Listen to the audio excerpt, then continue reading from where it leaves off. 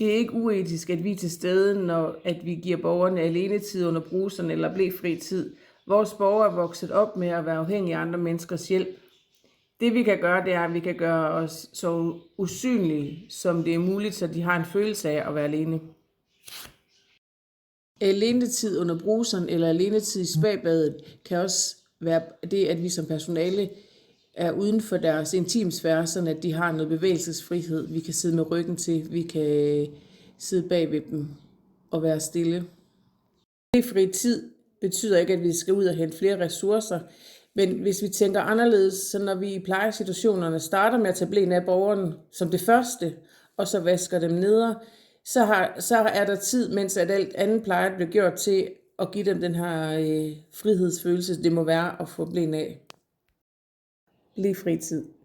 Når vi tager blæen af borgerne, så giver vi dem en mulighed for at få en ny sanseoplevelse, at de mærker noget bevægelighed omkring deres kønsdele.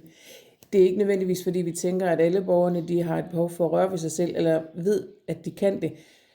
Men rører de ved sig selv, skal vi trække os lidt tilbage og give dem tid. Vi skal ikke forhindre dem i at røre sig selv. Det er jo deres ret.